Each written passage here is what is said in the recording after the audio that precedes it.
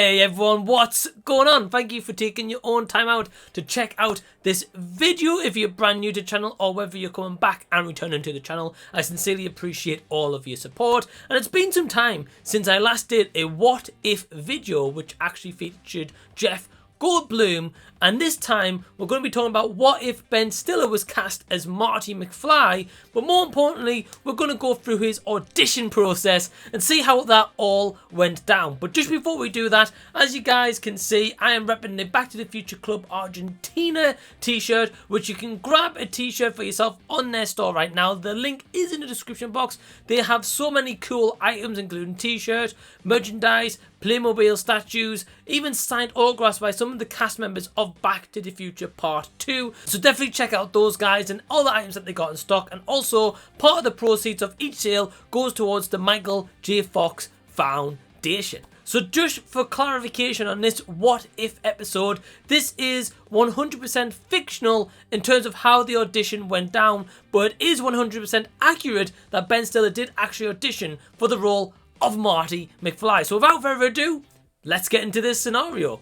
So Bob Gale and Robert Zemeckis had this vision for Back to the Future. They wanted principal photography to begin in November of 1984, and roughly the shoot would last around 14 weeks. Now their original casting choice was Michael J. Fox, but because he was tied up with family ties, they had to try pick someone else. So in charge of the Back to the Future casting was Jane Feinberg, Mike Fenton and Judy Taylor. So these three individuals had the responsibility of casting our Marty McFly because Michael J. Fox was unavailable at that time. So they get this application from a young man called Ben Stiller. So Ben Stiller at this point was very, very young and only just starting in his acting career, but he wanted to apply for the audition of Marty McFly. He thought that he could have this in the bag. Ben Stiller arrives onto the location that day for casting. He's there to do his audition of Marty McFly, and he's going to be auditioning with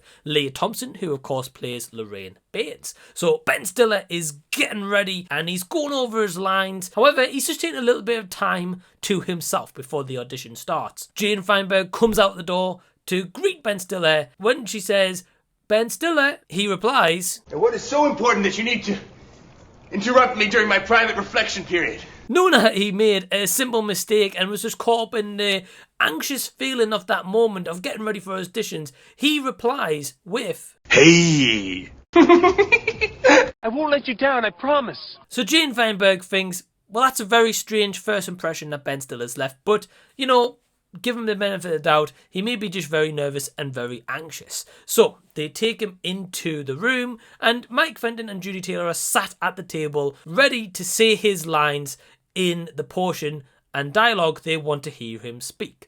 So as he says his first few lines, they're taking notes on their papers. They're thinking, okay, not too bad. We'll see how this goes. They get him to repeat the lines again, but in this time, in just a bit of a different mannerisms than how he said it first time.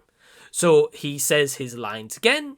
However, this time the judges are all looking at themselves and they're thinking, something may not seem quite right here. So what they do is they call Ben. They say, "Thank you for reading those lines. We just want to take a quick couple of moments to gather our thoughts and we'll call you back in."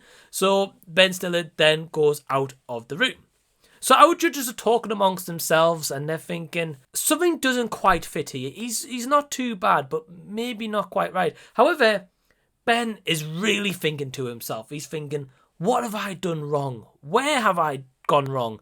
What could I do better? So he barges into the room and says, "Hey. I trust everything's going swimmingly." And judges are a bit flabbergasted by this sudden burst into the room, but they say, "Look, it's okay, we'll call you back in a moment." So Ben Stiller is really thinking to himself and he's really caught off guard also at maybe the jump to conclusion that he just did and barging into that room. So he has a moment and in his mind he's saying to himself, "I'm through playing games. The point is, it's time to end this square dance once and for all." So Ben then finally comes back into the room after all this and they say to Ben, "Well, thank you for your time. Thank you for attending today. We'll be in touch with your agent and we'll let you know the outcome of this audition. But do you have any last words to say?" So Ben is a little bit frustrated. he's used to, in past auditions, being told he got the job there and then. He doesn't take this too well, and he's thinking, I'm good enough to be Marty McFly.